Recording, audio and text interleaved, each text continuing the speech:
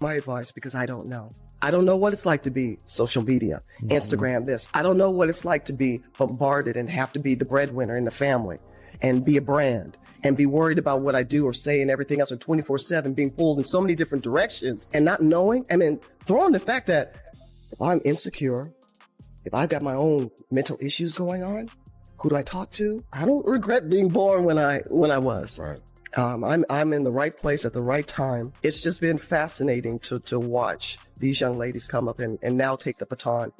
She conveyed her message with such amazing grace and strength, you know. The one and only Cheryl Miller changed the entire basketball scene just a moment ago. Yes, the Cheryl Miller finally got the nerve to say what millions upon millions of fans were thinking, what they were feeling in their gut, but were too terrified to say out loud. She said that Team USA never actually wanted Caitlin Clark on their squad. And the second those words left her lips, the entire basketball world simply detonated. Now, before we get into the heart of this, do me a favor and slam that like button, because this story is about to shake you to your core. If you are a fan loves true, authentic basketball and you are sick and tired of the politics corrupting the sports we love, subscribe to this channel right now, because the expose we're unpacking today is without a doubt the greatest one of the year. It wasn't simply a whisper from Cheryl Miller. She made no mention of it.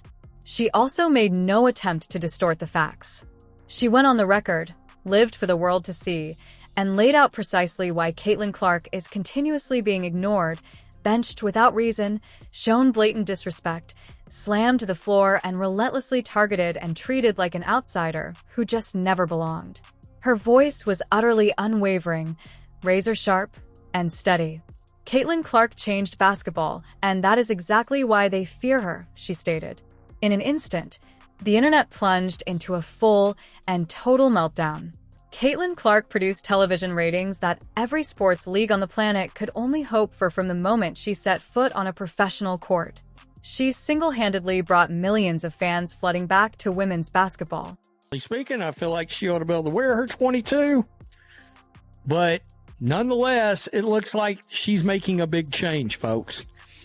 There's a case to be made that Indiana Fever superstar Caitlin Clark's 22 is the most recognizable number in women's sports right now. I don't think there's even I don't think it's arguable at all.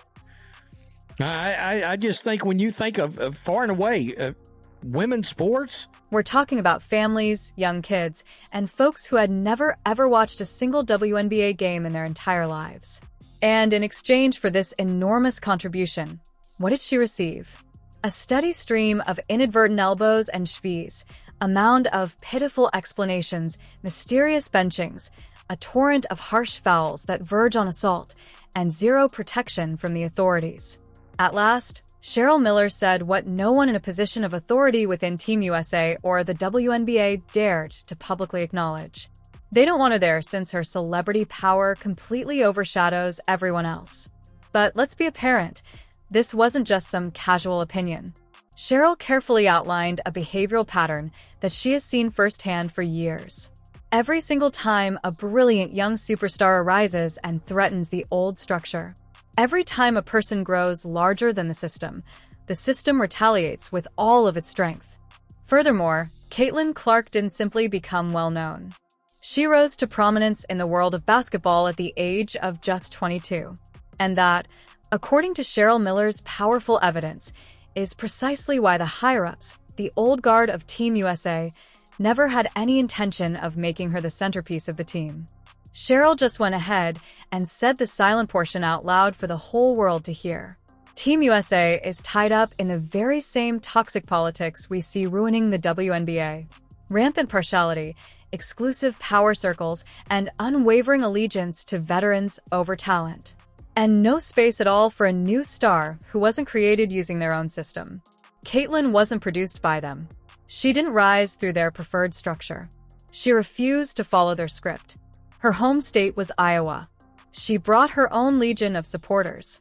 She brought her own big spotlight, and that deeply threatened a lot of powerful individuals. Cheryl categorically declared that months before to any roster talks, Team USA had already made up their minds. Even began. The plan was brutally simple. Keep the veterans as the team's public face, defend them at all costs, and never give a rookie the keys to the kingdom. There was never going to be a warm welcome for Caitlin Clark. The objective was to manage her, to control her, to soften her image, and to keep her quiet.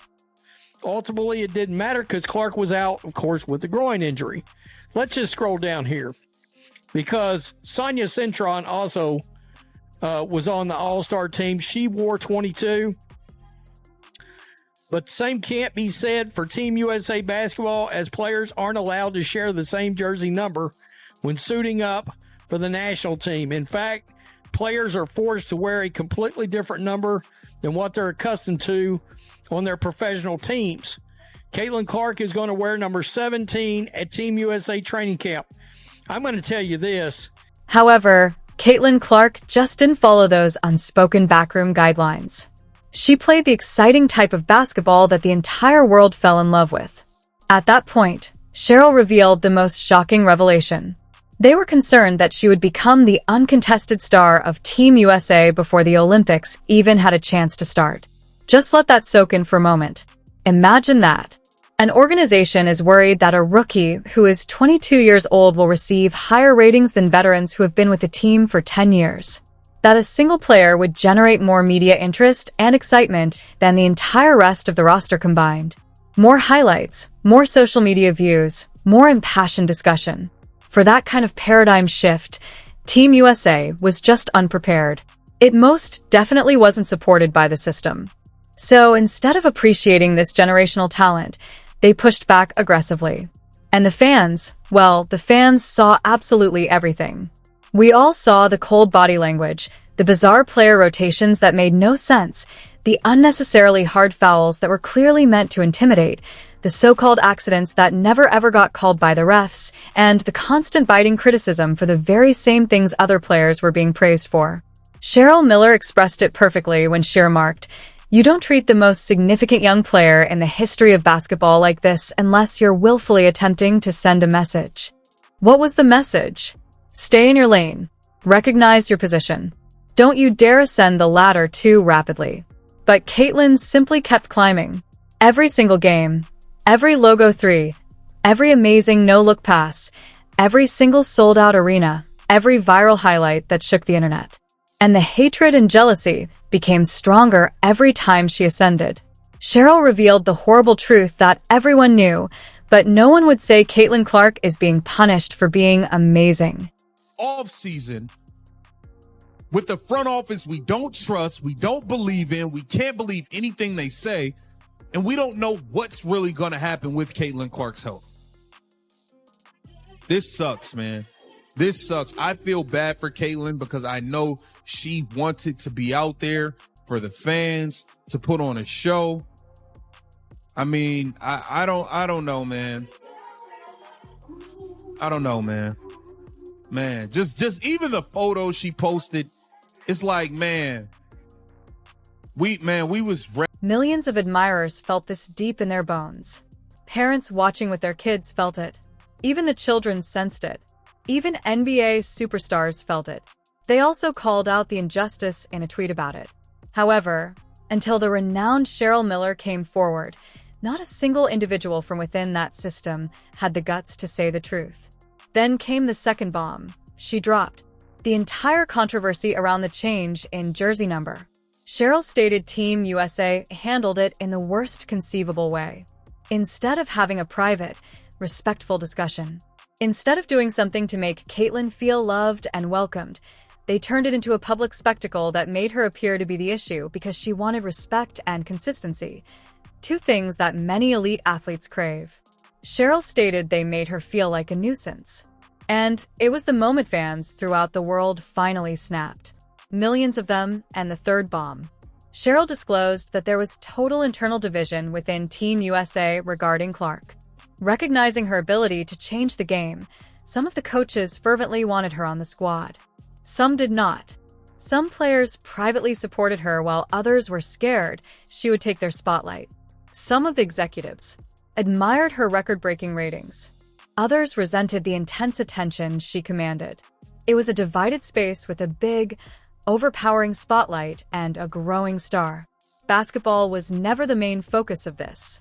This was about politics, ego, and power. When Cheryl said those words, her voice broke with emotion. Clark, Caitlin is being penalized for playing the game correctly.